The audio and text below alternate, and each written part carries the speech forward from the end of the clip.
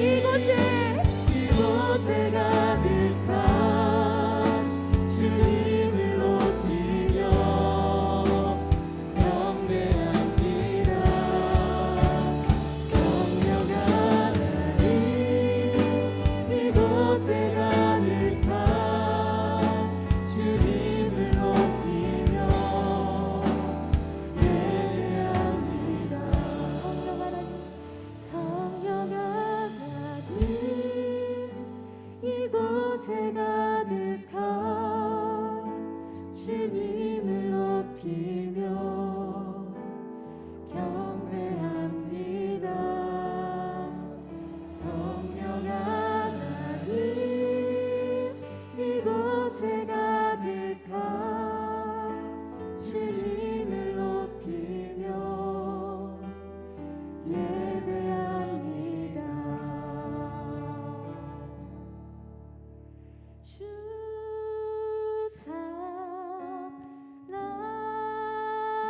사랑해요. 온 맘 다여 말로 다 할 수 없어. 오 주 사랑해요. 찬양 받아 주소서. 주 사랑해요. 주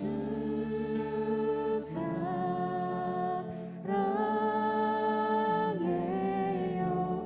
온 맘 다여 말로 다 할 수 없어.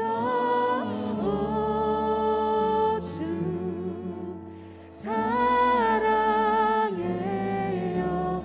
찬양 받아 주소서. 주님 사랑합니다. 우리의 찬양 받아 주시옵소서. 우리 주님께 영광의 박수 올려드립시다.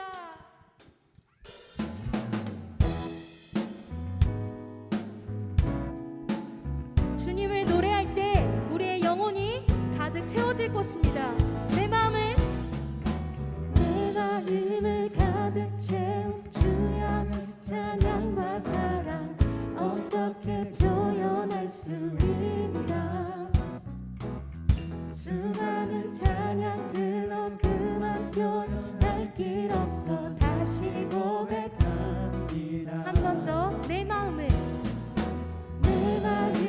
가득 채운 주야 찬양과 사랑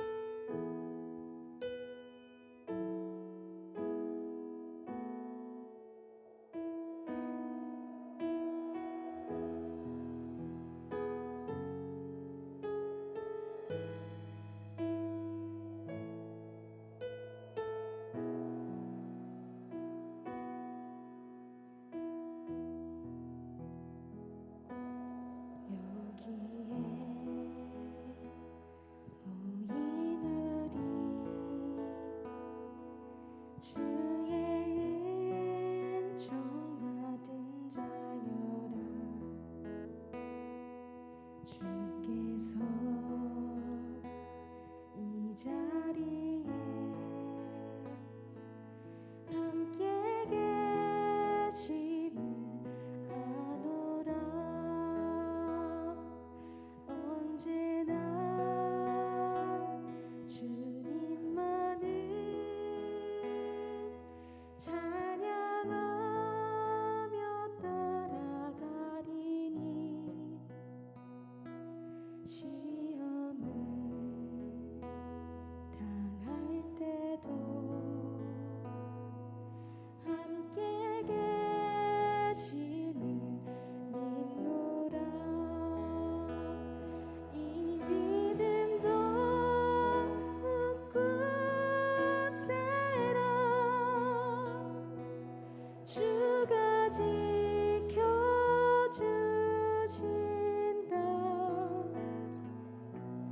어둠 밤에도 주의 밝은 빛 인도하여 주신다.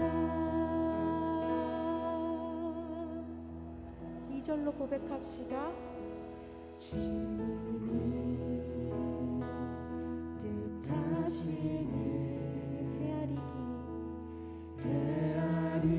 헤아리기 어렵더라도 언제나 주 뜻 안에 내가 있음을 아노라. 사랑의 말씀들이 나를 더욱 새롭게 하니 때로는 넘어져도 최후 승리를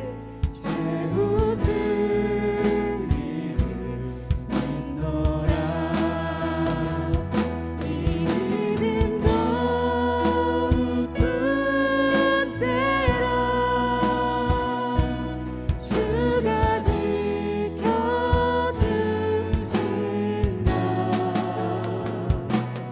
어둠 밤에도 주의 밝은 빛 인도하여 주신다. 우리의 목소리 높여 여기에 모인 우리 사랑받는 주의 자녀들입니다. 주의 자녀 주께서 우리를 향해 뜻하신 일 우리를 통해 펼치신다. 고통과 슬픔 중에 더욱 주를 의지하오니 어려움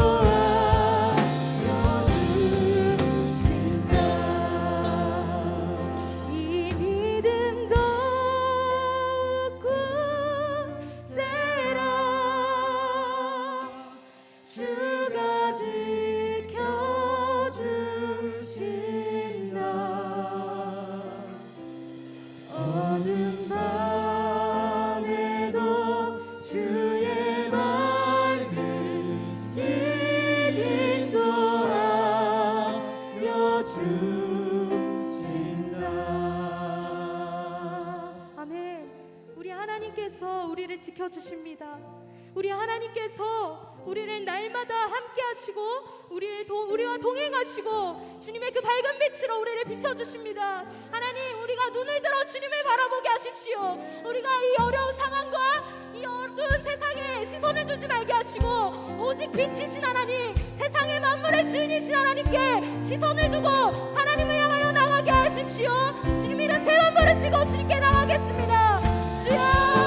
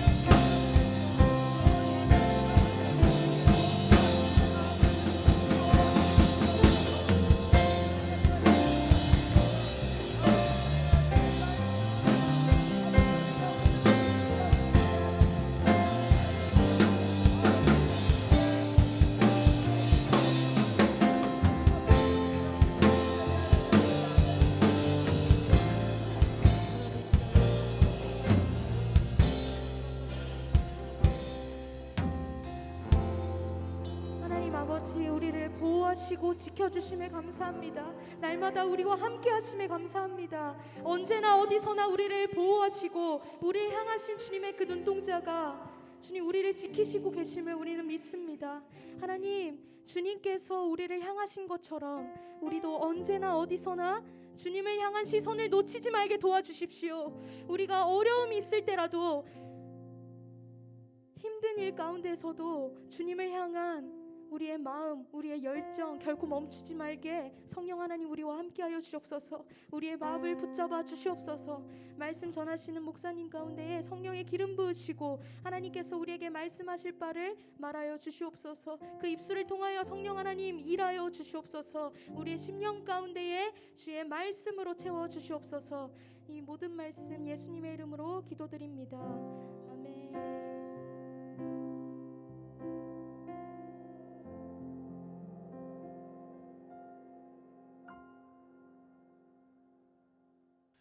네, 사도신경으로 신앙 고백하시고 오늘 채플 진행하도록 하겠습니다. 전능하사 천지를 만드신 하나님 아버지를 내가 믿사오며 그 외아들 우리 주 예수 그리스도를 믿사오니 이는 성령으로 잉태하사 동정녀 마리아에게 나시고 본디오 빌라도에게 고난을 받사 십자가에 못 박혀 죽으시고 장사한 지 사흘 만에 죽은 자 가운데서 다시 살아나시며 하늘에 오르사 전능하신 하나님 우편에 앉아 계시다가 저희로서 산자와 죽은 자를 심판하러 오시리라. 성령을 믿사오며 거룩한 공예와 성도가 서로 교통한 것과 죄를 사하여 주시는 것과 몸이 다시 사는 것과 영원히 사는 것을 믿사옵나이다. 아멘. 제가 잠깐 기도하고 시작하도록 하겠습니다. 하나님 감사합니다. 오늘 이렇게 귀한 시간에 또 하나님께서 초청해 주신 우리 김병규 목사님을 통해 귀하고 복된 말씀을 전해 주심에 감사합니다. 하나님, 저희는 지금 코로나로 너무나도 힘든 시기를 살아가고 하나님과 단절되고 하나님의 앞에 나아가지 못하는 그 시간들을 우리가 오늘 살아가고 있습니다. 그러던 중 하나님께서 기쁘고 감사한 마음으로 이 채플의 시간, 우리에게 이 말씀을 들을 수 있는 시간을 주심에 감사합니다. 하나님, 우리 원우들이 이 자리에 목사님의 설교를 듣고 또 그 말씀들을 들어서 하나님 앞에 더욱더 나아가고 하나님의 능력과 동행하고 하나님의 말씀과 함께할 수 있는 그 시간에 귀한 역사하심이 함께하기를 간절히 소망합니다. 아버지, 이 시간에 하나님 홀로 영광 받아주시옵고 온전히 함께하여 주사 아버지께서 우리의 능력이 되주시기를 간절히 소망합니다. 하나님 함께해 주시고 동행하여 주시옵소서. 이 모든 말씀 살아계신 예수님의 이름으로 기도드렸습니다. 아멘. 오늘 저희 함께 읽으실 본문 말씀은 에스겔서 47장 8절에서 9절까지 말씀입니다. 에스겔서 47장 8절에서 9절까지의 말씀입니다. 제가 읽도록 하겠습니다. 그가 내게 이르시되 이 물이 동쪽으로 향하여 흘러 아라바로 내려가서 바다에 이르니 이 흘러내리는 물로 그 바다의 물이 되살아 나느니라. 이 강물이 이르는 곳마다 번성하는 모든 생물이 살고 또 고기가 심히 많으리니 이 물이 흘러 들어가므로 바닷물이 되살아나겠고 이 강이 이르는 각처에 모든 것이 살 것이며. 아멘. 오늘 은혜를 나눠주실 목사님께서는요, 복음의 교회라는 곳에 담임 목사님으로 계신 김병규 목사님이십니다. 오늘 목사님 나오실 때에 살려내셔야 합니다라는 제목으로 은혜 나누어 주시겠습니다. 은혜 받는 시간 되시기를 소망하겠습니다.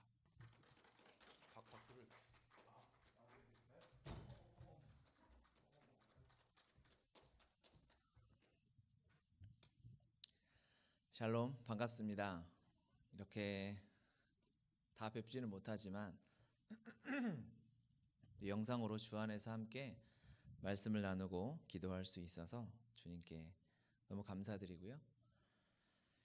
네, 저도 2008년에 이곳에서 신대원 졸업하고 오랜만에 온 것 같습니다.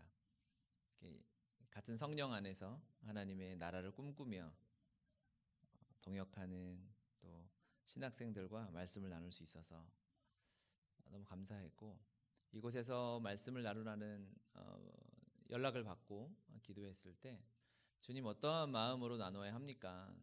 누군지 모르잖아요. 제가 한 번도 뵌 적이 없으니까 도대체 이 예배를 드리는 사람들은 누굽니까? 라는 마음으로 기도를 하는데 하나님께 주신 감동은 한국교회가 우리가 다 알다시피 참 어렵지 않습니까? 어려운 정도가 아니죠. 굉장히 이제 마지막 골든타임이죠. 위기에 닥쳐 있죠. 이때 마지막 구원투수와 같은 사람들이구나.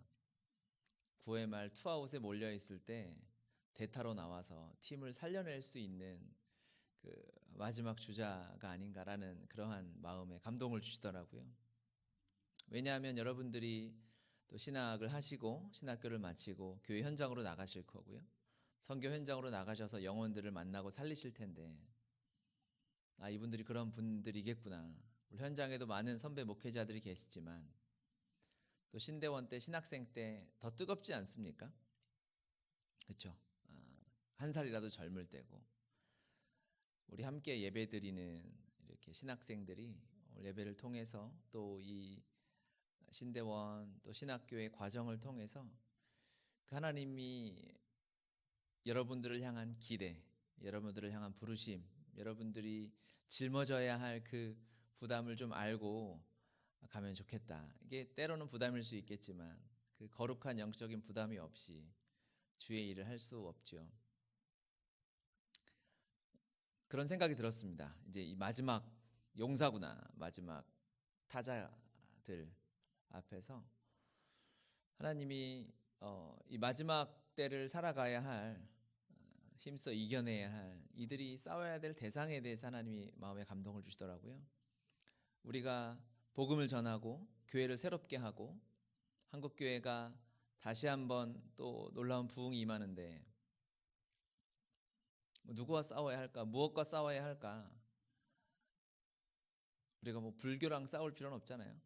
우리가 대한민국에서 대부분이 선교사로 나가시는 분들도 있겠지만 대부분은 한국 교회를 많이 섬기시게 될 텐데 이곳에서 우리가 무슬림들과 싸우겠습니까? 결국 교회는 또 여러분들이 살아야 할 사역자의 삶, 목회자의 삶은 철저하게 첫 번째는 나 자신과의 싸움일 것이고요. 두 번째는 다른 종교가 아니라 이 세속화된 이 세상 가운데 믿음을 지켜내고 정말 주님을 사랑하고 주님으로 충분한 그러한 사람들이 되어야 되지 않을까라는 마음을 주시더라고요. 교회를 가장 병들게 하는 것이 무엇일까요? 돈입니다. 정확하게 돈입니다.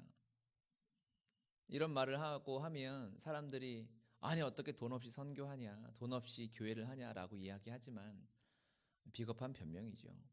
하나님 나라 하는 돈이 도구로 쓰일 수 있겠지만 돈이 필요하다라는 말을 우리가 공공연히 올리면서 교회가 지금 한국 교회에 끼치는 영향들을 보면요. 코로나 시대를 통해서 우리가 더 드러나게 되었죠. 들고 하겠습니다. 얘가.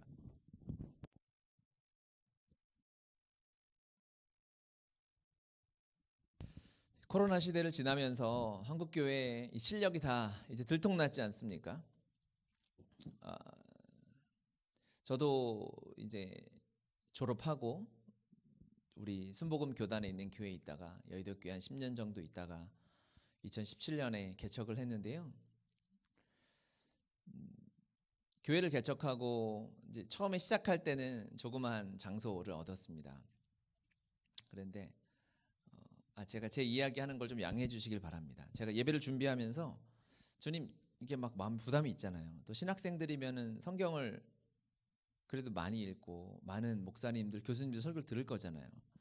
주님 설교를 잘 해야 될 것 같은 생각이 들었는데 제가 배웠던 교수님들의 이렇게 명단이 떠오르면서 잘할 수는 없겠다.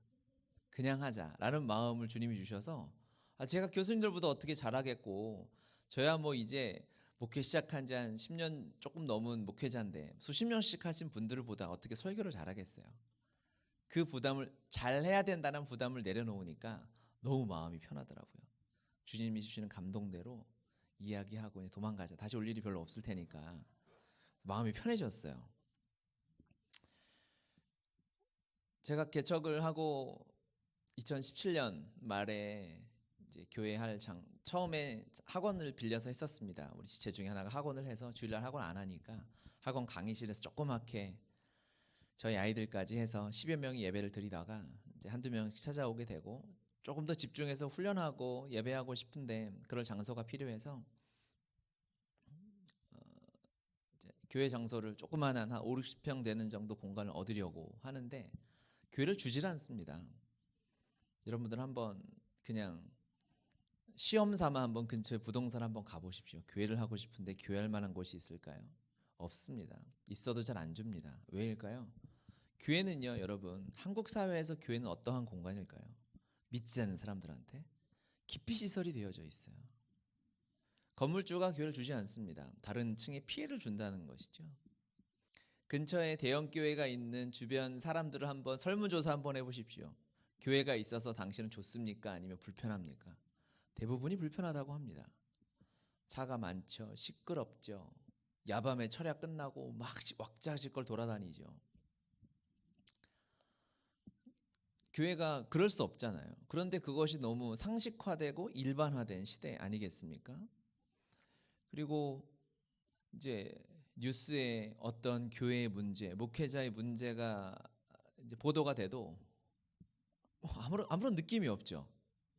제가 대학생 때 막 어떠한 목사님의 문제가 언론에 나오고 막 고발이 되고 그러면 정말 너무너무 부끄럽고 낯뜨거웠거든요. 지금은 어떤 교회가 뭐 세습을 한다, 어떤 교회 목사가 뭐 성적인 문제를 일으켰다 이런 뉴스가 나와도 우리조차 너무 많은 일이니까요. 교회는 그럴 수 없는 곳이거든요. 교회는 예수님의 피로 사신 교회 아니겠습니까? 한국 교회 자체가 이미 이 세속화된 이 세상 풍파 속에서 완전히 기도를 잃고요. 예배 모습을 잃고요. 지금 이제 코로나 이후를 우리가 준비하고 있잖아요. 여러분이 다니는 교회도 마찬가지일 겁니다. 무엇을 준비하고 있을까요? 지역을 어떻게 하면 더 살릴 것인가? 세상을 섬길 것인가? 우리가 교회 건물은 잃어버려도 지역 주민들은 잃어버리면 안 되는 거잖아요. 원래 복음이라는 것이 그런 거 아니겠습니까? 우리가 교회 건물, 어마어마한 건물과 재산 후대에 물려주려고 교회를 섬기겠습니까? 아니면 예수님의 그 사랑, 그리스도인들은 자기 손해 보더라도 우리에게 피해는 주지 않더라. 우리에게 양보하더라. 지역을 섬기더라. 그 한 문장 남겨주면 우리는 성공 아니겠어요? 우리 수준에? 그렇죠? 그런데 교회마다 저도 이제 교단에 있고 많은 목회자들 또 다른 교단에 있는 분들 만나고 하면 들려오는 소식과 제가 경험한 것들 보면 이제 코로나 이후에 어떻게 하면 다시 성도들을 교회로 끌어모을 것인가, 어떻게 하면 이 출석을 회복하고 어떻게 하면 이 헌금을 다시 회복할 것인가, 그거에 오롯이 관심이 되어져 있죠. 그래서 이미 방역 수칙이고 뭐고 매일 저녁 예배를 드리면서 매일 기도회 이런 거 시작하는 교회들이 많이 늘어나고 있어요. 뭐 그거 자체가 뭐 악한 일일 수는 없겠죠. 초점이라는 것입니다. 우리가 이제 하나님께서 한국 교회의 이 실력 없음을, 이 엉망진창인 상황을, 정말 우리 교회의 시간이 얼마 남지 않았음을 만천하에 드러낸 사건이 코로나 아니겠습니까? 위기지만 위기는 기회죠. 위기 때 기회를 잡으면 사는 것이고 기회는 동시에 위기인 것이죠. 이 기회를 잡지 못하면 안타깝지만 이런 말을 하는 것 자체가 너무 마음에 슬프지만 한국 교회는 내일이 없습니다. 아이를 낳지 않죠. 이미 복음화율, 제가 40대 중반인데요. 40대, 50대가 예수님 믿는 퍼센테이지는 한 30% 조금 위쪽 이렇게 통계가 나오더라고요. 그 언저리로 나옵니다. 그런데 10대와 그 이하는 한 10% 정도를 잡으면 맞는 것 같습니다. 여러 군데의 통계를 저도 이제 막 공부하고 이 코로나 이후에 교회를 어떻게 섬겨야 할 것인가 공부하면서 보면 그러면 한 20%의 차이가 있어요. 그렇죠? 10대는 한 10명 중에 1명 정도가 나는 크리스천입니다라고 이야기하고요. 40, 50대 이상, 아마 위로 올라가면 더 퍼센트는 올라갈 수 있겠지만 10명 중에 3명 정도는 그래도 나는 크리스천입니다라고 이야기를 합니다. 그러면 이 10대 아이들이 한 20년, 30년 지나면 30대가 되고 40대가 되겠죠. 그 아이들의 퍼센테이지가 자연스럽게 올라갈 수 있을까요? 나는 대학을 다니고 취업을 하면서 자연스럽게 교회로 가게 될까요? 그렇지 않습니다. 절대로 그렇게 될 리가 없습니다. 떨어지지 않으면 다행이죠. 그런데 실질적인 통계를 보면 떨어지고 있죠. 20대 아이들이 20대 청년들이 교회 다니는 비율이 가장 적습니다. 캠퍼스는 뭐 이미 미전도 종족이다 이렇게 말하고 있죠. 여기는 뭐 한 세대야 신학교 기반으로 세워진 학교니까 체감적으로 느껴지지 않겠지만 저도 선교단체에 오래 있었고 해서 캠퍼스 선교단체 간사들이나 이렇게 물어보면 너무너무 힘든 거죠. 거기다 코로나 시대로 한 2년 정도의 신입생이 단절됐잖아요. 캠퍼스는요 4년 5년짜리 사역입니다. 그렇죠? 그래서 이어져야 되거든요. 저도 CCC라는 선교단체에서 캠퍼스 내내 훈련을 받았는데요. 신입생들을 전도해서 훈련해서 리더로 순장으로 세워야 그들이 다음 세대를 섬기고 하는데 그 인연이 끊어졌어요. 너무나 큰 위기가 다가온 것입니다. 다음 세대의 위기는 치명적인 위기입니다. 한국 교회. 어느 정도 위기라고 저는 느끼냐면요. 한국 교회에서 극단적으로 이제 모든 성인 사역을 다 접고 청장년 이상의 사역을 다 접고 온 교회, 담임 목사님부터 부교역자까지 온 교회가 달려들어서 10대 사역에 달려들어도 그들이 될까 말까? 한국 교회가 유지될까 말까? 라고 저는 생각해요. 여러분들도 생각해 보시면 어느 정도 동의가 되지 않습니까? 이미 문화적으로, 세대적으로 너무나 많은 차이가 나고 있고요. 그렇죠? 근데 교회는 관심이 없는 거예요. 여전히 관심이 있다고 하죠. 하지만 예산을 조금 더 주는 정도, 이제 좀 열심히 해야지 하는 정도지만 한국 교회에서 어느 대형 교회에서 이 다음 세대를 향한 이 마음과 사역, 한국 교회 미래를 위해서 뛰어들 수 있을까요? 쉬운 일이 아니죠. 있긴 있겠죠. 그렇게 몸부림치는 교회가 있고 들리기도 합니다. 이 어려운 상황 가운데 절체절명 위기 가운데 하나님께서 예배드리는 여러분들을 마지막 구원투수로 부르셨다라고 저는 마음에 감동을 주셨어요. 여러분이 인정 안 해도 그건 어쩔 수 없어요. 뭐 그것까지 제가 동의를 구할 필요는 없고 제가 그랬다고요.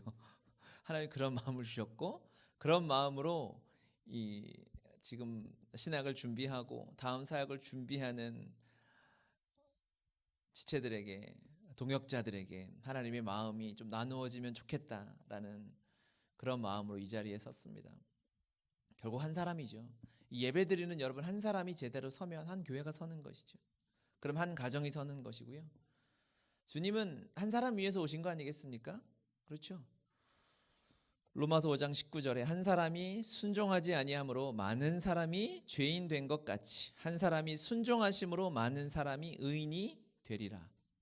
예수 그리스도의 순종으로 엄청난 그 한 순종으로 말미암아 셀 수 없는 많은 영혼들이 예수님을 믿게 되고 영원한 생명을 허락받았죠. 동일한 원리 아니겠습니까? 복음은 예수님이 사셨던 방식이 복음이고 예수님이 흘려보내셨던 그 방식 그대로 지금도 동일하게 흐릅니다. 다른 방법으로는 온전한 복음이 흘렀던 적이 없습니다. 역사적으로 봐도.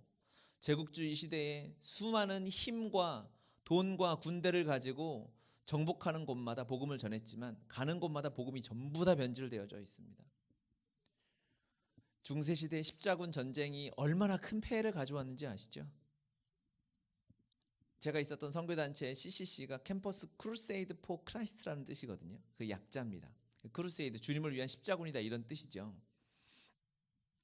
우리는 이해가 되지만 그 크루세이드라는 말, 십자군이란 그 무슬림 지역에서는 그 십자군이란 말 자체를 쓸 수가 없어요. 왜?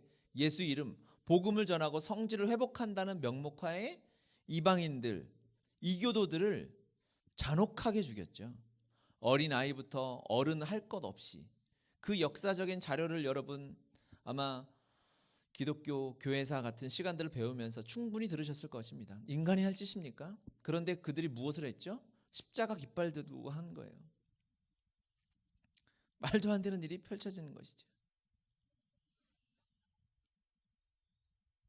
왜? 복음을 예수 그리스도의 방식으로 전하지 않고 나 힘이 있다 이거야. 돈이 있다 이거야.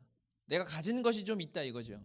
그 방식으로 하려고 하니 온전한 복음이 흘러가고 전해지지 않는 것입니다. 예수님이 사셨던 그 모습 그대로, 예수님이 사셨던 방식 그대로 살아야만 복음이 전해지는 것이라 저는 믿습니다. 그렇게 배웠고 그렇게 체감되어졌죠. 저같이 주님을 알지 못하고 죄인 된 자를 위해서 헌신해 주셨던 수많은 믿음의 선배님들, 사역자들, 저의 리더들, 순장님들이 계셨기 때문에 제가 지금 예수 믿고 예수님 때문에 살아가는 거 아니겠습니까? 동일합니다. 여러분들 아마 많은 선배님들이 이야기했을 것입니다. 큰 교회 꿈꾸지 말고 많은 돈 꿈꾸지 말아라. 여러분 그건 너무 사실입니다. 사람이 보이고 돈이 보이기 시작하면 그때부터는 사역자의 생명은 끝난 것입니다. 어제도 강남 지역을 가는데 한 교회 지나가는데 그 앞에 딱 봐도 담임 목사님이 차 세우셔야 할 자리에 우리나라 국산차 중에 제일 좋은 차라고 하는 차가 딱 서 있더라고요. 그럴 수 있죠. 그 자체가 나쁜 것은 아니죠. 그런데 그 생각, 그 마인드 자체가 한국 교회 전체에 다 뿌리내려져 있습니다. 그렇죠? 바울은 이 세상 것들을 배설물로 여겼습니다. 여러분 돈이 우리가 성경에도 돈을 사랑하면 일만하게 뿌리니까 그렇죠? 그러니까 돈을 사랑하지는 않되 그래도 어느 정도 거리에 두고 싶은 마음이 다 있지는 않으실까요? 그렇죠? 막 돈을 사랑해서 엄청난 거부처럼 살고 싶진 않아도 살면 안 된다는 그런 청렴한 의식은 있어도 막 거지처럼 비루하게 막 개척교회에서 막 힘들게 살고 싶은 막 소망이나 열망이 들진 않잖아요, 인간적으로. 그렇죠? 근데 아닙니다. 바울은 돈이 배설물처럼 보였어요. 돈이 배설물처럼 보이지 않으면 사역자로서 너무 힘듭니다. 어렵습니다. 사람의 많은 칭찬과 인정과 박수가 내 삶에 만족감이 오면 어렵습니다. 실제로 사역 현장에 나가보니 저 고작 10여 년 사역했는데 어렵더라고요. 그렇게 사역하면 망하겠더라고요. 주님이 쓰실 수가 없더라고요. 오직 주님, 오직 예수 그리스도. 여러분 지금 그 마음대로 십자가 하나면 충분하고 복음이 내 전부인 그 삶으로 나아가지 않으면 사단의 놀이개가 되는 것을 제가 경험하고 살아왔습니다. 안타깝게도. 제가 신대원 저는 일반 학교를 나왔거든요. 일반 학부를 공대를 나오고 경영학을 공부하고 이제 신대원을 왔는데 선교단체에서 그렇게 제법 열심히 신앙생활을 해서 도서관 한 세대 도서관에 왔는데 와 신앙 서적이 너무 많은 거예요. 대학생 돈이 별로 없잖아요. 너무 없어 보이나요? 다들 그렇죠? 근데 거기서 사서 볼 수 없는 책들이 너무 많아. 일반 학교 도서관에도 신앙 서적이 있지만 별로 없거든요. 근데 여기는 너무 많으니까 너무 신났습니다. 그래서 정말 열심히 제가 첫 학기 때 한 3월부터 6월 중순까지 한 3달 조금 넘죠. 한 100여일 되잖아요. 제가 매일 책을 거의 도서관에 오는 날 3, 4일 정도 학교 오죠. 신대원을. 그렇게 한 학기 동안 한 100여 권의 책을 읽었더라고요. 너무 신났어요. 집이 좀 멀었거든요. 지하철 타고 왔다 갔다 하면서 매일 책을 빌려서 읽고 아르바이트 하러 다니고 그렇게 했어요. 왜냐하면 선교단체에서도 제법 열심히 했거든요. 그곳에서 이제 리더도 오래 했고 이제 순장도 오래 했고 사람들에게 인정도 제법 받았고 사역 잘한다는 이야기도 들었고 또 순복음 출신이니까 일반 그런 선교단체는 불로불로 이런 건 별로 없잖아요. 우리는 무조건 주여 상창으로 목식에 들어가니까 일단 제압하고 가는 게 있죠. 시작이 그렇잖아요. 그러니까 막 너무 홀리하고 이제 말 그대로 좋은 교회 오빠처럼 이렇게 여겨지고 왔어. 거기다 신학교를 갔으니까 얼마나 더 멋있어 보입니까? 그렇죠? 신학하면서 아르바이트 하면서 이제 제 기억에 4학차 때부터 이제 저 서울대 입구 근처에 있는 교회에서 전도사 교육전사 시작을 했고요. 거기서 이제 풀타임 전사로 한 2년 정도 사역을 했습니다. 열심히 사역했습니다. 정말 저는 주님을 향한 열심이 좀 교만한 말일 수도 있지만 정말 무슨 경쟁 대회 나가도 제가 뒤지지 않을 만큼 열심히 했어요. 선교단체에서 아침마다 학교 갈 때 큐티 모임이 있으니까 매일 아침 8시에 가서 열심히 큐티했고요. 저 군대 가서도 이 전도하는 훈련을 받았는데 군대에서는 전도할 기회가 별로 없잖아요. 휴가 나오면 사역료 들고 캠퍼스로 나가서 전도하고 막 그랬어요. 그리고 또 순복음 출신은 또 오살리가 있잖아요. 말년 휴가 때는 미래를 앞두고 금식하겠다 해가지고 휴가 나와서 오살리 가가지고 금식하고 엄청 배는 고팠고 기도는 안 했던 것 같아요. 난 금식했다. 뭔가 자랑해야 되는 거죠. 열심히 막 금식하고 전도해서 제가 군대를 데리고 들어갈 수는 없잖아요. 전도한 후배들을 대학생들을 그래서 이제 거기 있는 캠퍼스의 리더들한테 맡기고 군대에서도 이제 저희 3일에 한 번씩 밤새는 그런 이제 일을 했는데 밤새고 토요일 날 밤새면 주일이잖아요. 주일 예배 한 번도 거르지 않고 매일 가서 성가대하고 찬양하고 예배하고 다들 막 저렇게 예수 믿으면 진짜 믿을만 하겠다 할 만큼 내무반에서 그렇게 열심히 살았습니다. 사역하고도요. 방학 때도요. 단기 선교를 그렇게 돈이 없는데도 어떻게든 후원 받아서 수없이 단기 선교를 다니고 하나님 앞에 진짜 방학 때가 더 바빴습니다. 더 바빴어요. 방학 시작하면 선교단체 수련회 한 일주일 가죠. 순례 전도 한 3, 4일 가죠. 끝나면 한 2주 정도 합숙하죠. 그리고 한 2주 정도 단기 선교 갔다 오죠. 그러면 어떤 일이 펼쳐지냐면 교회 수련회 시즌입니다. 교회 학교 수련회 교사로 데리고 가죠. 그리고 청년부 수련회 광복절 즈음에 갔다 오면 계약을 하는 거예요. 그 삶을 살아서 얼마나 열심히 살았는지 모릅니다. 사역하면서도 마찬가지요. 전도사가 되니 할 게도 많더라고요. 제가 했던 교회는 신학생이었어도 웬만한 교회들이 이제 그렇듯이 지금은 뭐 많이 달라졌지만 월요일도 쉬지 않았습니다. 한 달에 하루 정도 쉬었어요. 제가 그때 의정부 살 때였는데 학교는 여기 군포에 있죠. 교회는 사당 쪽이죠. 그 거리를 지하철로 다니면서 밤낮 없이 아르바이트 했거든요. 아르바이트는 김포, 일산 이런 데서 했어요. 집에 1시에 들어가고 아침에 나오고 이렇게 정말 주님을 위해서 이제 진짜 내가 주의 종이구나. 혼자 이게 너무 행복하면서 살았었습니다. 살아 썼다라는 말에 뭔가 반전이 숨겨져 있죠. 네, 이제 정말 중요한 말이 나오는 거죠. 그런데 하나님 말씀 앞에 섰는데 제가 주님의 종이 아니더라고요. 저는 여전히 그럼에도 불구하고 사람들의 인정과 평판에 너무 휘둘리는 사람이었어요. 사역을 하고 설교를 했을 때 사람들이 잘했다, 은혜 받았어요 라는 말이 없으면 허전했어요. 내가 잘못했나?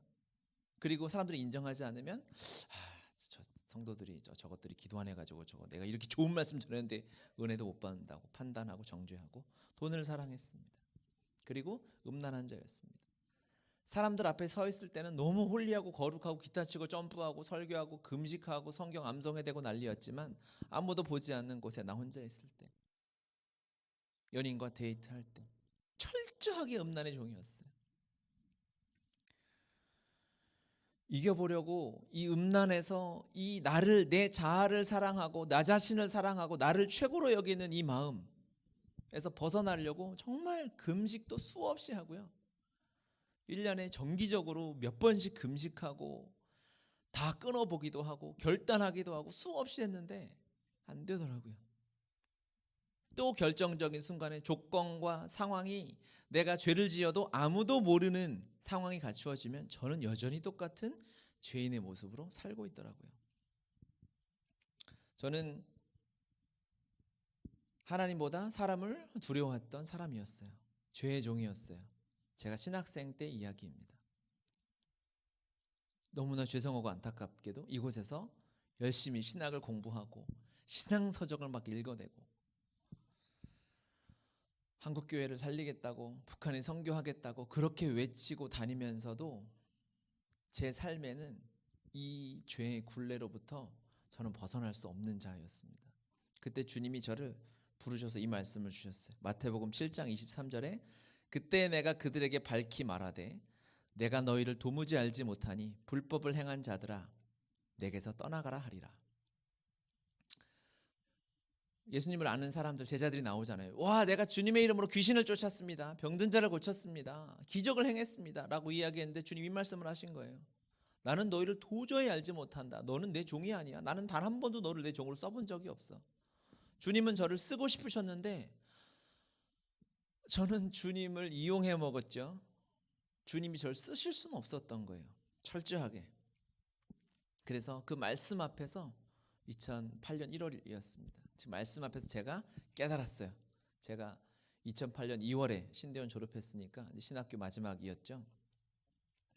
이 말씀 앞에 주님이 저를 세우시고 제가 그곳에서 너무 놀라운 것을 깨달았어요. 처음 생각했어요.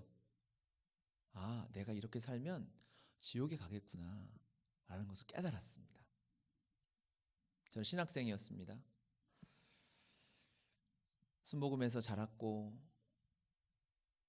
방언도 했고 열심히 기도했고 선교단체에서 누구 부럽지 않게 열심히 캠퍼스를 불태웠던 사람이었는데 저는 죄의 종이었어요. 죄의 종이 갈 곳은 뻔하잖아요. 하나님의 종으로 불리고 있는 것 같았지만 절반은, 그러니까 정확히 시간적으로 이야기하면 절반은 하나님의 종이고 절반은 죄의 종입니다. 그러면 여러분 누구의 종입니까? 죄의 종인 거죠. 그러니까 하나님이 야, 그래 절반이라도 내 종에서 고맙다. 아유, 그래도 천국 그래도 내가 허락해주고 이럴 수 있을까요? 천국은 죄가 티끌만큼도 허락되지 않는 곳인데요. 그 저의 연약함과 저의 부족함 앞에서 그걸 깨달았어요. 아, 이제 내가 만약에 지금 죽으면 당연히 지옥에 가겠구나. 말 그대로 팩폭이죠. 눈물도 나지 않더라고요. 너무 정확한 사실이니까. 다른 사람들은 몰라도 저는 알잖아요. 여러분들 남들 부모도 모릅니다. 그렇지만 나는 내 삶을 알잖아요. 내 삶에 지금까지 주를 위해 살아왔다고 했던 내 삶의 결론이 이거구나라는 것을 깨달았을 때 너무너무 안타깝고 어찌할 바를 모르겠더라고요. 할 수 있는 게 아무것도 없었어요. 저는 주님을 위해 제 최선을 다 드렸거든요. 어떻게 더 이것보다 주를 위해 열심히 살지 싶었어요. 저는 대학 다닐 때 이 캠퍼스가 하나님의 것인데 믿지 않는 자들이 많잖아요. 축제 때마다 술판이 벌어지니까 그 영혼들이 너무 불쌍해서 월요일 아침마다 남들보다 1시간 더 일찍 7시 학교 가서 기타 들고 학교 정문에서 축복했어요. 당신은 사랑받기 위해 태어난 사람이라고. 예수 믿는 선교단체들 대표들 몇 명 모아놓고 같이 야 우리 못해도 찬양 축복이라도 하자. 전도하고 캠퍼스를 다니고 영혼들을 사랑하고 주를 위해 헌신하고 교사를 하고 사역자가 됐음에도 불구하고 내가 열심히 노력했음에도 불구하고 내 힘으로 하나님의 의를 조금도 누릴 수가 없더라고요. 내 스스로 항변하고 변호하고 자기 합리화를 열심히 잘하는 사람이었지만 하나님의 말씀 앞에서 저는 철저하게 죄인이라는 결론이 딱 맺어졌어요. 아무것도 할 수 없었어요. 내가 아무것도 할 수 없는 이 상황 앞에서 그럼에도 불구하고 이 말도 안 되는 삶을 살고 있던 이 불쌍한 신학생 전도사를 주님이 포기하지 않으셨어요. 제 얘기라도 아멘 한번 해주세요. 그냥 지금 속으로 야 저거 저 쓰레기네 그렇게 생각하는 건 아니죠? 아멘이 없길래 오해할 뻔했잖아. 아담과 하와가 타락했을 때 주님은 포기하실 수 없었죠. 바로 주저하지 않고 내가 너를 위해 내 아들을 보내겠다. 창세기 3장 15절에 원복음을 계시하신 주님. 그러니까 이 주님의 사랑이 주님께는 너무 죄송하지만 정말 미친 사랑인 거예요. 이 사랑이 설명이 됩니까? 말이 안 돼요. 버려도 아담과 하와 버리고 새로 만들어도 충분히 이해가 되잖아요. 에덴 동산에서 죄가 하나도 없었고 하나님의 완전한 형상으로 만들어진 아담과 하와가 타락했으면 그거 쓰레기통에 갖다 버리고 새로운 사람 만들어서 해도 전혀 문제가 없어요. 저 같은 인간이 예수님의 은혜, 교회의 은혜, 이 한국교회의 놀라운 은혜와 축복 속에 자라놓고 결국 하나님의 이름을 내 인기와 내가 돈 벌어먹고 내 욕구를 채우기 위해서 하나님을 이용해 먹으면 이 비참한 인간 하나를 그냥 치워버리고 지옥에 처박아 놓고 거룩하고 하나님 쓰시기에 좋은 사람 세상에 얼마나 많아요. 전혀 문제 없는데 주님이 저 같은 인간을 포기하지 않고 바로 주님이 말씀하셨어요. 그때 제 마음에 해주신 말씀, 김병규 너 네 힘으로 안 되겠지? 예 주님 저는 가망이 없습니다. 죄송합니다. 그래 네 힘으로 할 수 없기 때문에 너는 죄인이기 때문에 반드시 죽어야 해 라고 말씀하시더라고요. 죄의 삭은 사망이잖아요. 김병규 너는 죽어야 하는데 단 너 혼자 죽으면 그냥 끝이니까 나는 너 없는 천국은 생각할 수가 없어. 내가 너와 함께 죽겠어. 그리고 나 부활할 때 너 같이 부활하자. 그 말씀을 제 마음에 주셨어요. 그때 전 살았어요. 그때 제가 나 이제 살았구나. 나 이제 지옥 가지 않아도 되는구나 라는 것을 그때 깨달았어요. 너무 감사했어요. 근데 양심이 있잖아요 여러분. 그때 제가 주님 앞에 무슨 기도를 드렸냐면 주님 이제 구원해 주신 거는 너무 믿어졌어요. 2000년 전에 주님 죽으실 때 주님 혼자 죽으시는 것이 아니라 주님이 내가 되어서 죽으셔서 그 사실을 믿음으로 받아들이기만 하면 이제는 내가 사는 것이 아니라 내 안에 그리스도께서 사심을 그때 믿어졌어요. 이제 내 안에 주님이 사시는구나. 그런데 해온 짓이 있고 양심이 있으니 주님 감사합니다. 제가 주님 위해 살겠습니다. 그런데 이 짓을 하고 신학을 마쳤는데 제가 사역자로 사는 것은 말이 안 되는 것 같습니다. 청소하는 분들을 비하는 게 아니고 주님 혹시 허락해 주신다면 제가 다시 교회를 갈 수 있다면 저 교회 뜰만 밟고 저 마당 청소하는 일만 맡겨주셔도 저 평생 그거 하며 살고 싶습니다. 진심의 기도를 드렸어요. 그때 주님이 제가 처음 사역자로 부름 받았을 때 그 말씀을 하셨어요. 한국 교회를 위해서 너 살아야 되지 않겠니? 북한 교회를 위해 살아야 되지 않겠니? 라고 다시 불러주셨어요. 저는 그 뒤로 더 바랄 게 없었어요. 예 주님 그 부르심 하나면 충분합니다. 혹시 제가 다시 이 옛 자아가 했던 그 짓을 하고 살아가면 주님 저 살 이유가 없습니다. 오직 예수 그리스도 나를 위해 살리신 십자가 한 영혼 위에 걸어가게 해주시고 그 부르심만 제 마음에 남게 해주십시오. 그때 바울의 고백은 저의 고백이 되었어요. 내가 그리스도와 함께 십자가에 못 박혔나니 그런즉 이제는 내가 사는 것이 아니요 내 안에 그리스도께서 사시는 것이라. 이제 내가 육체 가운데 사는 것은 나를 사랑하사 나를 위하여 자기 자신을 버리신 하나님의 아들을 믿는 믿음 안에서 사는 것이다. 그때 복음이 제 전부가 되었습니다. 복음 말고 주님 이외에 그 어떠한 것도 제게 만족감을 줄 수 없었어요. 물론 넘어지고 깨지고 씨름하고 하는 시간들이 너무 많았지만 여전히 주님 앞에 부끄럽고 죄송하고 나약하지만 주님 앞에 드리는 고백은 여전히 한 가지. 복음이면 충분합니다 라는 고백입니다. 그 고백 드렸더니 주님이 저에게 말씀하시더라고요. 그때 주님 말씀만 하시고 어떠한 설명도 하지 마십시오. 주님 말씀이면 저 무조건 순종합니다. 의정부에 살 때 첫 사역지로 여기 엘림교회 교육전사를 말씀하셨어요. 군말 없이 순종했습니다. 차로 60km를 왔다 갔다 교육전사로 교회 사역하고 여의도 교회 사역하고 잘하고 있을 때 개척에 대한 마음 주셨을 때 돈 바라지 않고 제가 뭐 잘하고 의롭고 뭐 그런 차원이 아닙니다, 여러분. 주님 말씀에 순종. 교회 개척해서 망하면 어떡하지라는 생각이 들잖아요. 망하면 망하는 거죠. 주님이 망하는 거 아니잖아요. 내가 망하면 너무 자연스러운 일이에요. 인간이 망하는 건 수없이 일어나는 일이니까. 하지만 하나님 나라에 전혀 문제 없기 때문에 말씀에 순종해서 교회 세우라 하시고 지금 이 땅의 다음 세대 바라보고 답이 없는 거예요. 사역을 해야 되겠는데 그냥 교회 학교 사역만으로 안 되는 거 우리가 알잖아요. 평소에 그냥 일주일 내내 학교에서 이 세속 문화 속에서 경쟁과 좋은 대학과 돈이 판치는 성적으로 좋은 외모가 최고인 지상주의 중고등학교가 다 그렇잖아요. 이 판치는 세상 가운데 우리 아이들 거기서 6일 동안 보내고 주일날 한두 시간 공부해서는 이거 안 되겠다 싶어서 대안학교 세워라. 그냥 순종하고 할 수 있는 게 아무것도 없어요. 제가 뭐 학위가 있는 것도 아니고 저는 학교가 여기서 끝났어요. 아, 나는 노는 게 체질이지 공부가 아니다라는 걸 너무 마음으로 받고 아멘하고 더 이상 공부할 수도 없고 순종만 하는 거예요. 순종하고 하나님 혹시 한 영혼이라도 보내주시면 그 영혼 섬기겠습니다. 살리겠습니다. 해서 올 3월에 주님이 대안학교 세워라. 오직 복음을 성경을 교과서라는 학교 세워라. 복음으로 충분한 다음 세대 한 명이면 한국교회 소망이 있다. 너무 아멘이죠.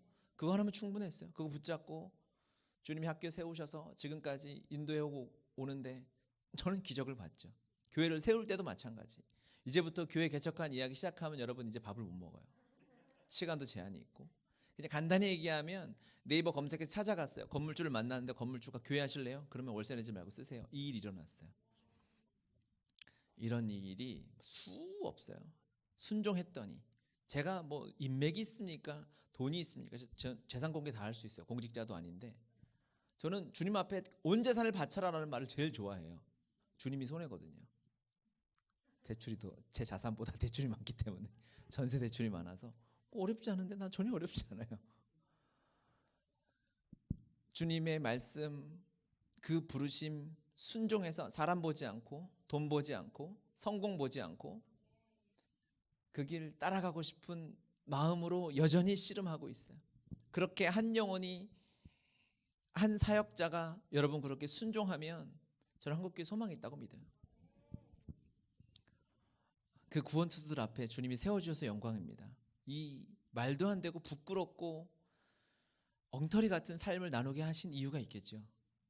오늘 읽은 말씀 에스겔의 성전에서 흘러나오는 이 물의 모습 환상이지 않습니까? 보통 바다는 어떻습니까? 강에서 하천에서 흘러내려오는 썩은 물들을 정화하잖아요. 그런데 이미 바다가 죽어 있는 거예요. 성경에. 그런데 성전에서 나오는 물 한 방울이 바다를 살리는 거예요. 복음이라 믿습니다. 복음을 전부로 여기고 예수를 사랑한 여러분 한 명이면 한국교회 소망이 있습니다. 여러분의 가정 살아나고요. 교회 살아납니다. 그렇게 살아갔으면 좋겠습니다. 세상은 교회에 소망이 없다 하고 이미 교회가 돌팔매질 받고 세상에 쓰레기 취급 당하지만 우리에겐 복음이 있어요. 나를 위해 전부를 내어주시고 나 같은 자도 사랑해서 이 땅에 친히 내려오셔서 아들을 제물 삼아 바치신 그 말도 안 되는 하나님의 사랑이 여전히 살아있어요. 그럼 우린 살아날 줄 믿습니다. 앞으로 교회가 초대형 교회가 생기고 말고 이 차원이 아니라 예수 믿는 자들이 이 땅을 새롭게 하고 진짜 예수의 사랑이 무엇인지, 진짜 예수 믿는 자들이 어떻게 살아가는 것인지 세상이 충격이 될 줄 믿습니다. 세상이 두려워하는 자들이 될 줄 믿습니다. 그러한 시간으로 여러분 하루하루 살아주시길 예수님의 이름으로 부탁드립니다. 우리가 잠시 기도했으면 좋겠습니다. 통성으로 기도해도 되죠? 네, 기도하겠습니다. 잠시 1분 정도만 같이 통성으로 기도하고 제가 마무리 기도하겠습니다. 여러분 저 부르심을 기억하시면서 하나님 앞에서 여러분 말씀으로 살아가 주십시오. 세상을 사랑하지 말고 하나님의 사랑 안에서. 여러분 원래 우리가 이 자리에 나올 때 주님이면 충분했잖아요. 예수님의 사랑 하나 때문에 오신 거 아니겠습니까? 여러분 그러면 원래 그런 거예요. 그리스도인은 하늘 소망으로 사는 것이죠. 돈, 성공, 안정된 사역지, 직장, 그딴 쓰레기 같은 배설물 같은 거 조금도 우리 시선도 두지 말고 오직 주님 따라 부르심 따라 말씀 따라 갈 때 이 땅에 소망이 있을 줄 믿습니다. 주님 이들을 사용하여 주시옵소서. 우리 주여 삼창하시고 함께 기도하겠습니다. 주여 주여 주여. 사랑하는 주님, 사랑하는 주님, 한국교회 어려운 상황 앞에서, 하나님이 한국교회 어려운 상황 앞에서 신학을 공부하는 우리 사랑하는 하나님의 일꾼들을, 하나님의 사람들을 기억하여 주시고 하나님 은혜 내려 주십시오. 하나님 마지막 때에 하나님의 생명으로 살게 하여 주십시오. 하나님 예수님 생명으로 이곳까지 나와왔습니다. 한 사람의 순종으로 이곳까지 왔듯이 아버지가 살아가듯이 복음이 십자가면 그 전해주는 가정도 십자가요, 전하는 자도 십자가의 삶 살아내게 하여 주시옵소서. 주님 이 세상에 기껏 누려봤자 백년도 누리지 못할 이 썩은 냄새나는 것들을 사랑하지 않고 이 세속의 가치를 배설물로 여기며 오직 예수 그리스도, 오직 십자가 성령의 능력 안에서 그 은혜 안에서 살아갈 수 있도록 하나님 인도하여 주님 역사하여 주옵소서. 주님이 벌레만도 못한 인간을 당신의 자녀와 삼으시 이 하나님의 사람들 앞에서 삶을 나누게 하셨습니다. 주님의 역사하심이 이들의 삶 가운데 드러나게 도와주시고 하나님의 은혜 앞으로 믿음 앞으로 나아갈 수 있도록 하나님이 역사하시고 성령여 인도하여 주옵소서. 성령이 붙잡아 주시옵소서. 주의 은혜 하나님의 사람 나아가 원합니다. 하나님 인도하시고 주님 역사하여 주시옵소서. 아버지 붙잡아 주시옵소서. 주님 감사합니다. 사랑하는 주님, 아직 한국교회를 사랑하시고 포기하지 않으시는 주의 마음을 들려주셔서 감사합니다. 주님, 한국교회가 많이 아픕니다.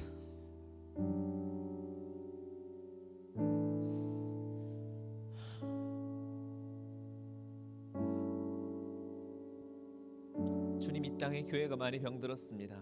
주님의 치유가 필요합니다. 하나님의 은혜가 필요합니다. 주님이 어려운 때에 하나님이 당신의 생명으로 예수님만큼 사랑하는 당신의 신학생들을 이곳에서 함께 예배하게 하시니 감사합니다. 하나님 아낌없이 남김없이 하나님 당신의 사랑을 부어 주시옵소서. 당신이 처음 부르셨던 그 십자가의 그 사랑으로 다시 이들을 초대하여 주셔서 이 세상에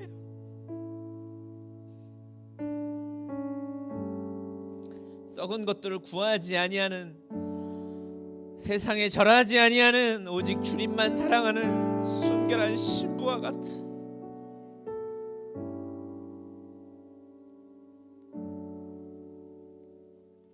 하나님의 사람들을 세워주셔서 감사합니다. 예, 주님 이들이 있기에 한국교회 소망이 있는 줄 믿습니다.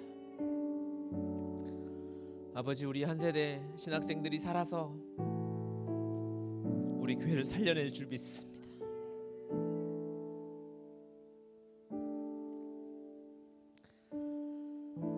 끝까지 예수님의 사랑으로, 십자가 사랑으로 붙잡아 주시옵소서. 누려봤자 100년도 누리지 못할 세상의 썩은 돈과 권력과 명예와 안정된 교회 사역지 등등을 조금도 후하지 않게 도와주시고 주님이 말씀하시면 다 내려놓고 주님 따라가는 이 시대의 신실한 그리스도의 제자들로 세워 주시옵소서. 주님 성령의 능력을 부어 주십시오. 무엇보다 영혼을 사랑하는 아버지의 마음을 부어 주십시오. 이 땅에 죽어가는 다음 세대와 한국교회 영혼들을 사랑하는 마음을 부어 주셔서 그들을 품고 울고 그들을 위로하는, 이 땅의 아픈 영혼들을 위로하는 하나님의 사람들 세워주시기를 간절히 기도합니다. 하나님, 한 세대를 축복합니다. 아버지, 열방의 선교를 위하여 세우셨사오니 학교 어려운 상황 가운데 주님이 은혜를 주셔서 이 어려움을 믿음으로 돌파해내게 도와주시고 다시 오실 주님을 준비하는 수많은 믿음의 세대들을 키워낼 수 있도록 인도하여 주시옵소서. 주님 감사합니다. 우리에게 전부가 되어 주셔서 감사합니다. 주님이 친히 너희들이 내 전부라고 말씀해 주셔서 감사합니다. 그 사랑, 그 복음 붙들고 주님 다시 오시는 그 길에 가장 먼저 달려나아가는 저희 모두가 되게 도와주시옵소서. 예수님의 이름으로 기도드립니다. 아멘. 아멘. 감사합니다. 우리 하나님께 박수로 영광 돌리겠습니다.